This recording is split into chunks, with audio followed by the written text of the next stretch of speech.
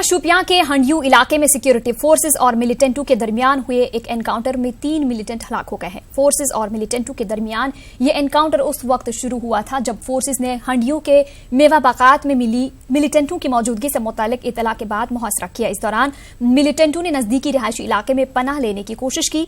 मिलिटेंटों ने मुहासरा तोड़ने की कोशिश की, ताहम कुछ देर तक दोनों तरफ से गोलियों के तबादले में 3 मिलिटेंट हलाक हो गए। एनकाउंटर में एक फौजी जवान भी जख्मी हो गया है। इस दौरान एनकाउंटर के मकाम पर मुश्तैल नौजवानों और फोर्सेस के दरमियान झड़पें भी हुई। जिला शोपियां में इंटरनेट खिदमात मुअत्तल कर दी गई हैं। महलूकीन की शनाख्त अभी होना बाकी है। उधर डुलीपुरा पुलवामा में फोर्सेस और मिलिटेंटों के बीच एक एनकाउंटर के दौरान 3 मिलिटेंट हलाक हो गए हैं। एनकाउंटर के दौरान एक फौजी जवान शहीद हो गया है, जबकि एक शहरी की भी मौत हो गई है। एनकाउंटर में जैश मोहम्मद का कमांडर और लेतपुरा फिदाइन हमले का मास्टरमाइंड भी हलाक किया गया है। एनकाउंटर में 2 फौजी एहलकार और एक आम शहरी जख्मी भी हो गए हैं। कस्बा पुलवामा में वाकया डुलीपुरा इलाके में रात 3 बजे के करीब फोर्सेस ने मिलिटेंटों की मौजूदगी से मुतालिक इतला मिलने के बाद मुहासरा शुरू किया था। तलाशी कार्रवाई के दौरान एक रिहायशी मकान में मौजूद मिलिटेंटों ने फोर्सेस पर फायरिंग की। काफी देर तक जारी रहने वाले गोलियों के तबादले में 55 आरआर से वाबस्ता 3 फौजी एहलकार जख्मी हो गए। 2 सगे भाई भी इस दौरान जख्मी हो गए थे। जख्मियों में बाद में फौजी जवान हवालदार संदीप शहादत पा गए। महलूक शहरी की शनाख्त पकरपुरा बडगाम के रईस अहमद के तौर पर हुई है और वो इस वक्त डुलीपुरा में रिहाइश पजीर था। हलाकशुदा मिलिटेंटों की शनाख्त पाकिस्तान के रहने वाले खालिद भाई के तौर पर हुई है। वो लतपुरा हमले का मास्टरमाइंड बताया जा रहा है। दीगर की शनाख्त बर्थीपुरा शोपियां के उमर और करीमाबाद पुलवामा के नसीर पंडित के तौर पर हुई है। हलाकशुदा मिलिटेंटों के कब्जे से हथियार और गोला बारूद बरामद किया गया है। 3 मिलिटेंट जो हैं वो मारे गए हैं और तीनों ही जैश मोहम्मद के साथ उनका संबंध है।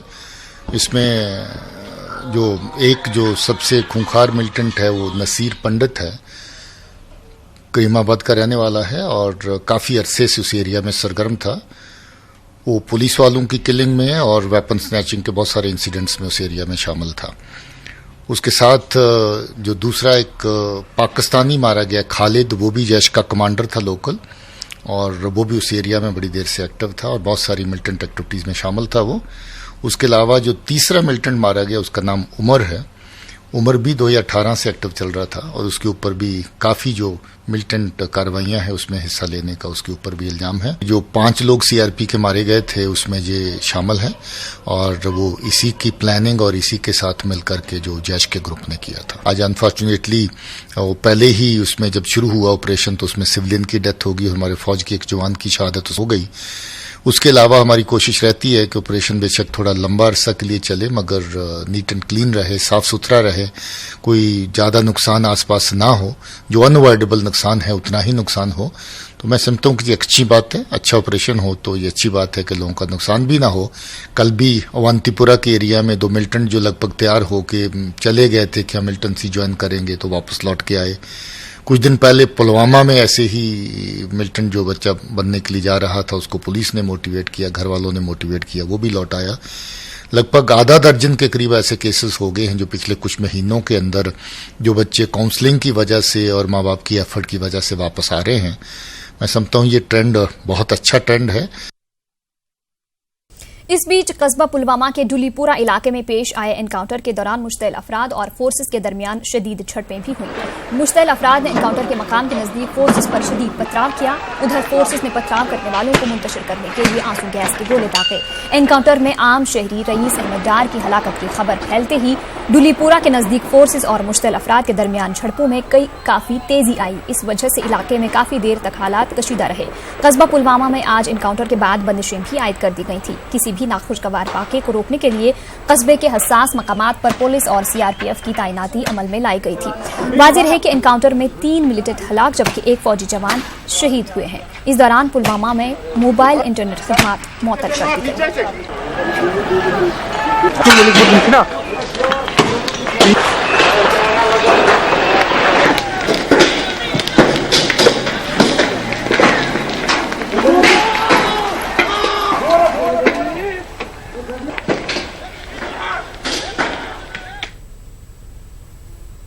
वहीं डुलीपुरा पुलवामा में एनकाउंटर के बाद कस्बा पुलवामा में हुक्काम की जानिब से बंदिशें आयद कर दी गईं। कस्बा पुलवामा को आने और जाने वाले सभी रास्तों को फोर्सेस ने सील कर दिया था। किसी भी नाखुशगवार वाकये को रोकने के लिए कस्बे के हसास मकामात पर पुलिस और सीआरपीएफ की तैनाती अमल में लाई गई थी। एनकाउंटर में एक शहरी की हलाकत पर कस्बे में हालात काफी कशीदा हो गए थे।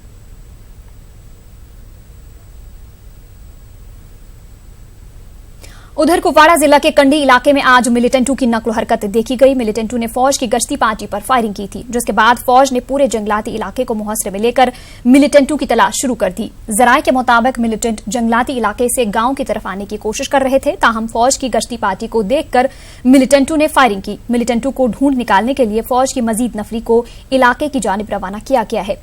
बारिश की वजह से फौज को ऑपरेशन में दिक्कतें पेश आ रही हैं। आखिरी इतलात मिलने तक इलाके में तलाशी कार्रवाई जारी थी।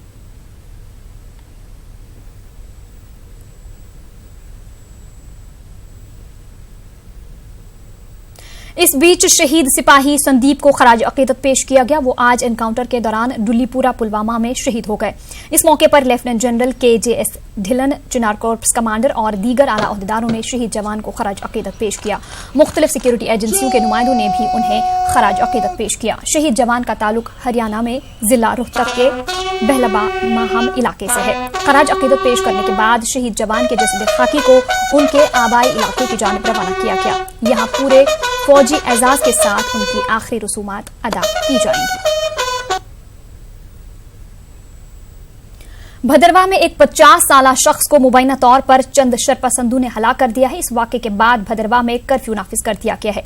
इंटरनेट खिदमात भी मुअत्तल कर दी गई हैं। तफसीलात के मुताबिक 3 अफराद का एक ग्रुप अपने मवेशियों के साथ रात के 2 बजे अपने आबाई इलाका मोहल्ला किला भदरवाह की जानिब जा रहा था। ऐनी शाहिदीन के मुताबिक इस दौरान नलथी के मकाम पर पहुंचकर चंद शरपसंदों की जानिब से मुबैना तौर पर इन अफराद पर गोलियां चलाई गईं। इस दौरान नईम अहमद शाह नामी शख्स मौके पर ही हलाक हो गया। इस वाक़े में 2 दीगर मामूली जख्मी हालत में बच निकलने में कामयाब हो गए।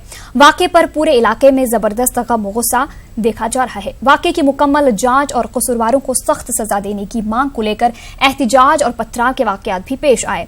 DDC डोडा डॉक्टर सागर, SSP शब्बीर अहमद मलिक और RR ब्रिगेडियर सेक्टर 4 के कमांडर हालात पर नजर बनाए हुए हैं। DDC ने अवाम से अमन बरकरार रखने की अपील करते हुए यकीन दिलाया कि कानून के मुताबिक मामले की छानबीन करके मुलविस अफराद के खिलाफ कार्रवाई की जाएगी। इस बीच तकिया चौक में एहतिजाजियों और सिक्योरिटी फोर्सेस के बीच झड़पें भी हुई हैं। पुलिस ने काथी नलथी गांव के रहने वाले 7 मुश्तबा अफराद को हिरासत में लेने का दावा किया है और बताया जा रहा है कि असल मुलजिम फरार है।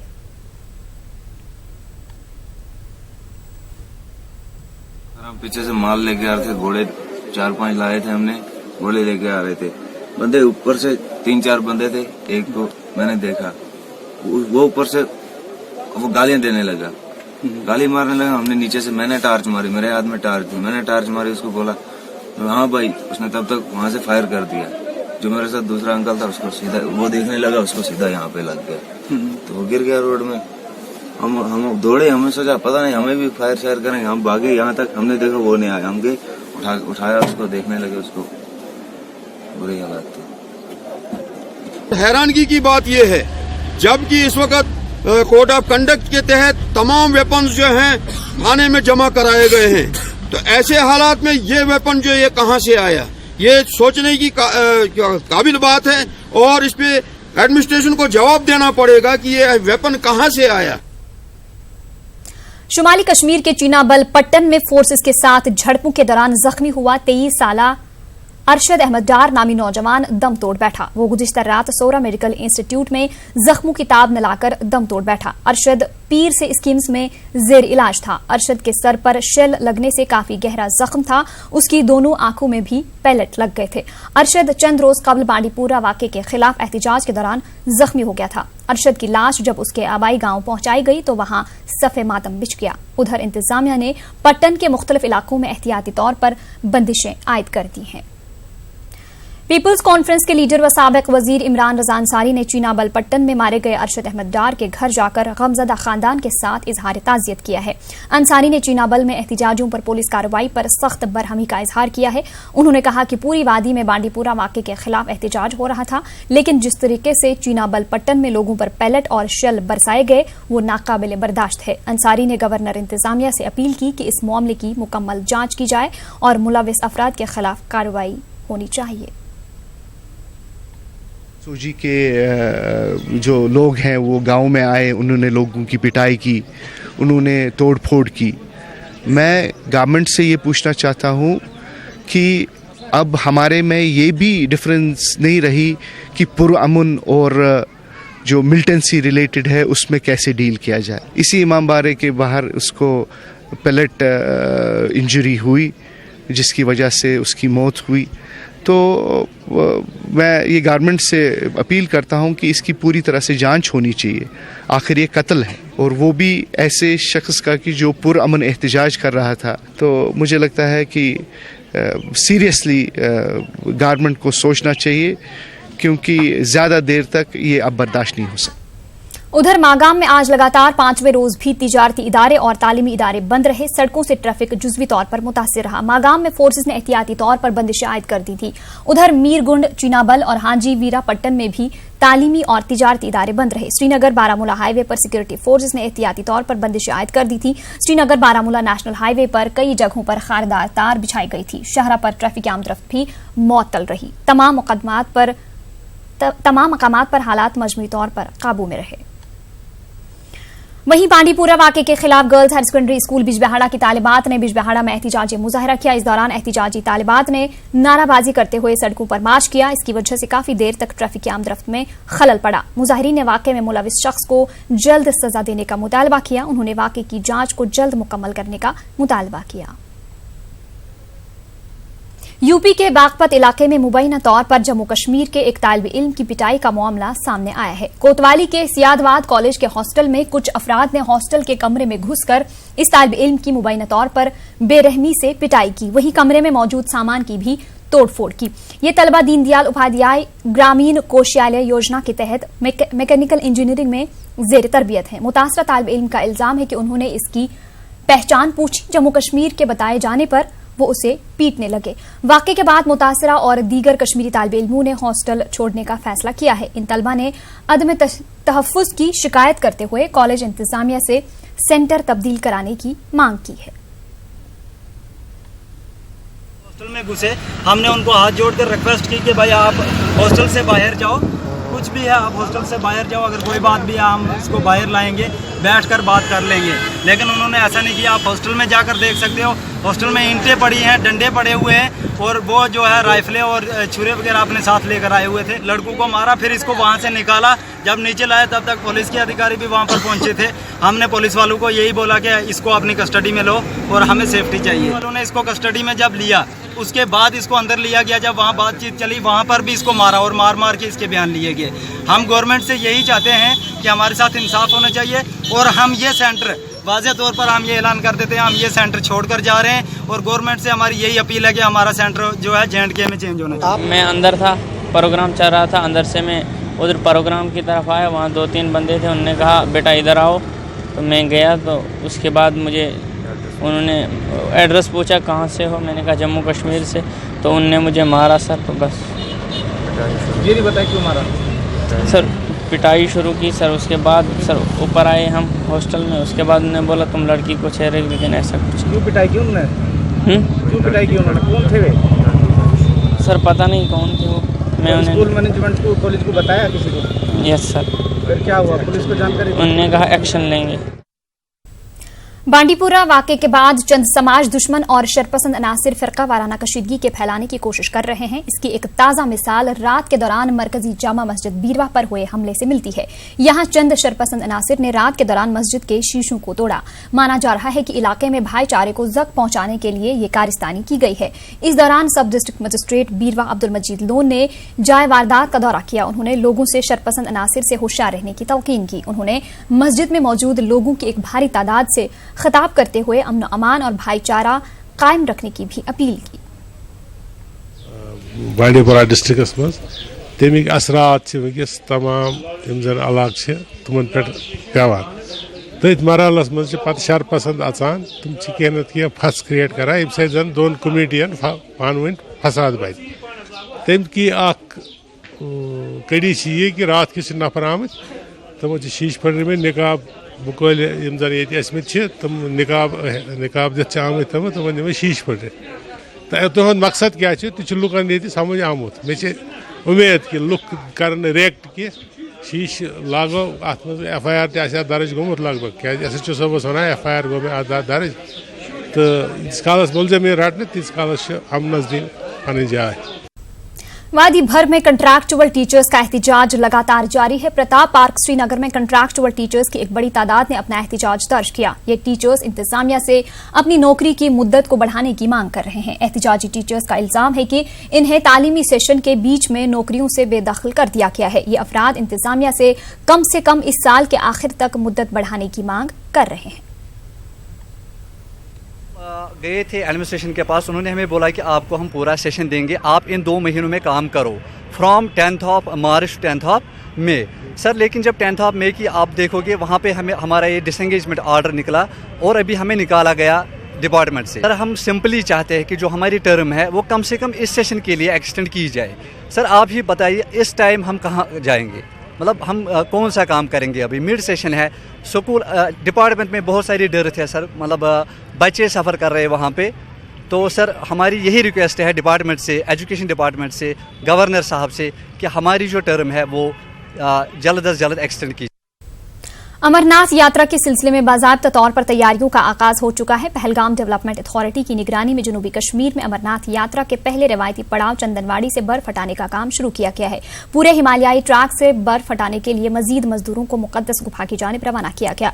इंतजामिया का कहना है कि इस साल औसत से ज्यादा बर्फबारी होने की वजह से पूरे 32 किलोमीटर रास्ते से बर्फ हटाने के काम में दुश्वारियां पेश आने का खदशा है। इनका कहना है कि यात्रा शुरू होने से कबल ही इस पूरे पहाड़ी ट्रैक को काबिल आमदरफ्त बनाया जाएगा। बर्फानी तोदों को हटाने, राबिता पुलों और यात्रा के लिए दरकार दीगर बुनियादी ढांचे की तजदीद मरम्मत के लिए भी इक़दामात उठाए जा रहे हैं। इस बार यात्रा का 1 जुलाई से शुरू होगा। इंतजामिया और अमरनाथ श्राइन बोर्ड ने भी यात्रा के पुरअमन और खुशगवार इनेकाद के लिए सिक्योरिटी समेत तमाम इंतजामात को हतमी शक्ल दे दी है। रेस्टोरेशन का ट्रैक रेस्टोरेशन स्नो क्लियरेंस का काम स्टार्ट किया है। ये काम हमने इस साल 15 दिन पहले ही स्टार्ट कर दिया है।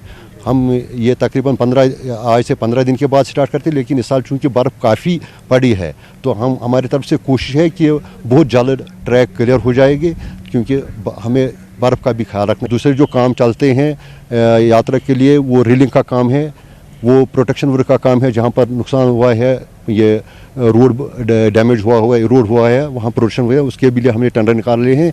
और इसके अलावा हमारे जो वहाँ हट्टे हैं वो परमिट हट्स जो हैं, तो उसके लिए हमने रेस्टोरेशन का काम किया है। चल तो थोड़ा मुश्किल है, क्योंकि आप सभी लोग जानते हैं कि इस साल बहुत काफ़ी बर्फ़ पड़ी है। तो यही वजह है कि हमने 15 दिन पहले ही काम स्टार्ट किया है, ताकि हमारी तैयारी अच्छी तरह से हो जाए। वहीं श्री अमरनाथ यात्रा के लिए तैयारियों के चलते मुफ्त लंगर का एहतमाम करने वाले अफराद जिला इंतजामिया गांदरबल से इजाजत लेने के अमल से गुजर रहे हैं। ये अफराद यात्रा के दौरान बालतल बेस कैंप पर मुफ्त लंगर का एहतमाम करते हैं। इन अफराद का कहना है कि वो इस सिलसिले में गवर्नर इंतजामिया और पुलिस हुकाम से भी मुलाकात कर चुके हैं। उन्होंने यकीन दहानी कराई कि यात्रा के दौरान इन्हें मुकम्मल सिक्योरिटी फराहम की जाएगी। इसी दौरान इन रजाकारों ने यात्रियों से अपील की कि वो बगैर किसी खौफ के यात्रा पर आएं और किसी तरह की अफवाहों पर कान ना धरें। 15 वर्षों से बालटाल पर भंडारा लगा रहे हैं और यहाँ पर हम सिक्योरिटी के पर्पज से अमरनाथ यात्रियों की हम यहाँ पर अधिकारियों से मिले, जिन्होंने हमें आश्वासन दिया है कि वह अमरनाथ यात्रियों की सिक्योरिटी में कोई भी लापरवाही नहीं बरतेंगे और जो क्या नाम है सभी अमरनाथ यात्री बढ़िया तरीके से दर्शन कर बाबा का विशाल रूप के दर्शन कर अपने घर वापसी से। मैं यहाँ DGP सर से और गवर्नर साहब से अपील करने आया था कि जो पुलवामा अटैक हुआ था उसको देखते हुए जो यात्रियों में भय था उसके मद्देनजर की सिक्योरिटी की सुरक्षा और बढ़ाई जाए और एक जनरल प्रेस नोटिस करके सबको आश्वासित करें कि सुरक्षा में कोई कमी नहीं होगी, यात्रा बहुत ही सुचारू रूप से चलेगी।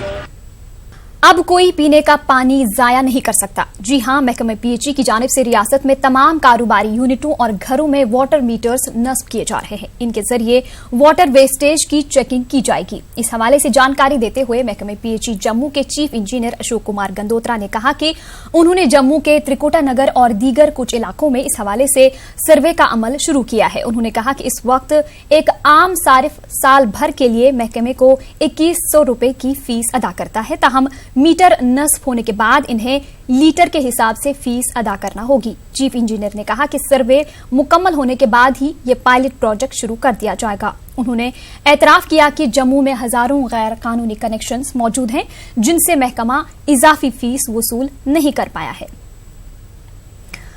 नाज़रीन, आपको बता दें कि श्रीनगर में इफ्तार का वक्त हो गया है। रोजादार अपना रोजा खोल सकते हैं।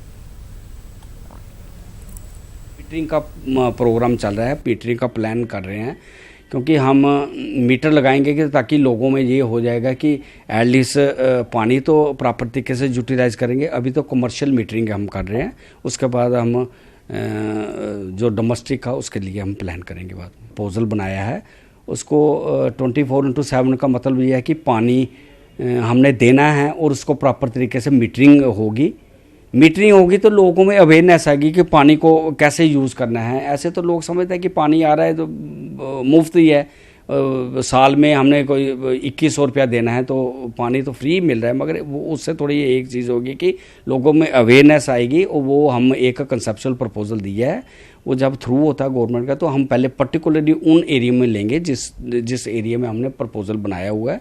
उसमें हमने त्रिकुटा नगर का एरिया लिया हुआ है और हमने भक्ति नगर मिंदा नगर का एरिया लिया हुआ है। वो कंसेप्चुअल प्रपोजल दिया है, जब थ्रू होता है तो उसको हम लेंगे उसको। पुलवामा हमले के बाद झील डल के खूबसूरत मंजर में पहली आलीशान सयाहती तकरीब मुनाकिद हुई। तकरीब में सयाहों को नाचते, वाटर स्कीइंग करते और शिकारा मैराथन में हिस्सा लेते हुए देखा जा सकता है। मकामी अफराद इसे सयाहत के लिए अच्छा शगुन करार दे रहे हैं। पेश है हमारे चीफ रिपोर्टर परवेज भट्ट की एक खास रिपोर्ट।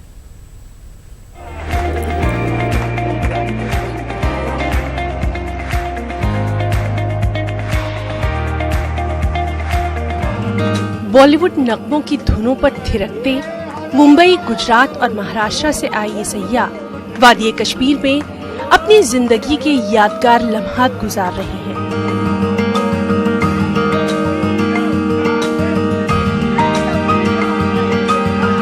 बहत्तर अफराद का ये गिरोह गुलमर्ग और पहलगाम का रुख करके अब डल झील की पुरकैफ खूबसूरती का नजारा कर रहे हैं।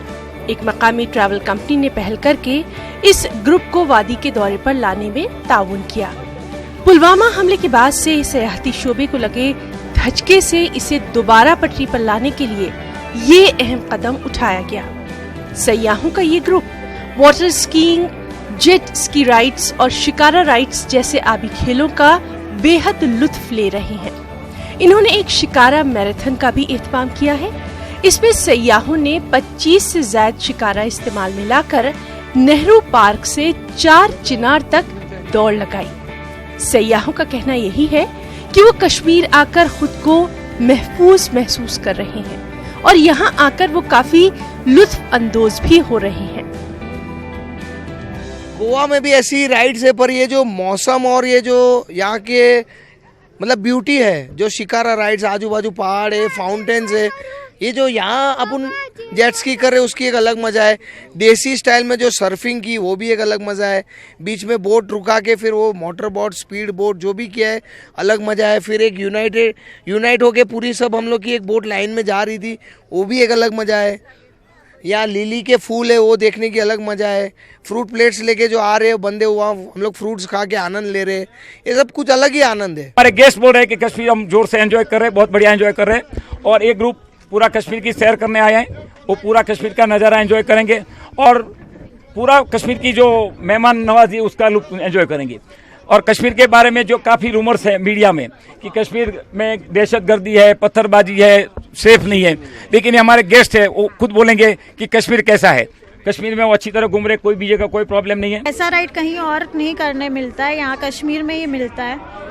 और अभी आगे एक्साइटेड हूँ आधा राइड जो बाकी है वो करने में। और यहाँ पे तो स्पोर्ट्स राइड भी चालू हुआ है, तो वो भी बहुत एक्साइटेड है। जो बहुत सारी जगह पे ये राइड करने नहीं मिलती है, यहाँ पे है तो एक्साइटेड हूँ कि जल्दी करूँ और एक्सपीरियंस करूँ नया कुछ। ऐसा कुछ भी नहीं है, जैसा भी मीडिया वाले दिखाते हैं वैसा 1% भी कुछ भी नहीं है। मैं जब से आई हूँ तब से it's all peaceful and it's very nice, beautiful. सयाहों के इस ग्रुप ने कश्मीरियों की मेहमान नवाजी की तारीफों के पुल बांध दिए।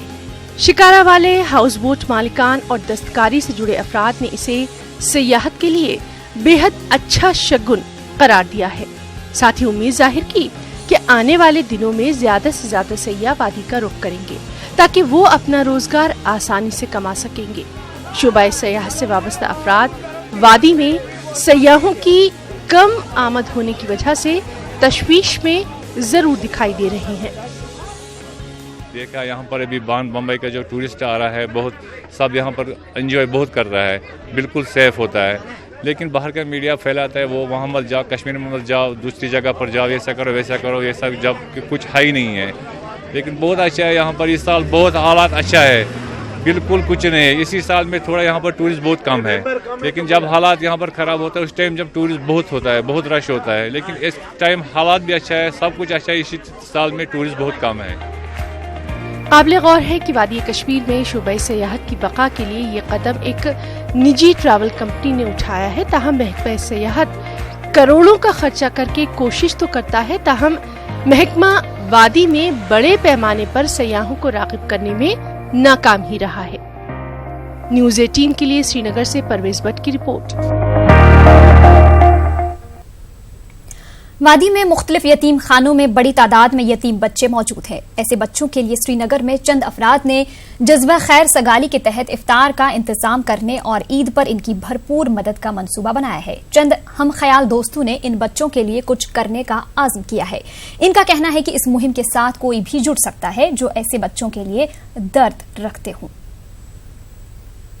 मैंने सोचा क्यों ना एक इनिशिएटिव ले, उनकी ईद पे हम उनके पेरेंट्स बने, हम उनके रहबर बने, उनके लिए हम कुछ करें कि जैसे हमारे बच्चे ईद पे खुशियाँ मनाते हैं वो भी खुशियाँ उस तरह मनाएं। तो आज मैंने अपने दोस्तों को बुलाया यहाँ पे, उनके साथ ये आइडिया शेयर किया कि let's do something for the orphans. अल्हम्दुलिल्लाह अल्हम्दुलिल्लाह है, ये शुक्र अल्लाह का है कि मेरे दोस्तों ने इसमें इतना मुझे सपोर्ट किया, इतना सपोर्ट किया। They are ready to do anything for the orphan.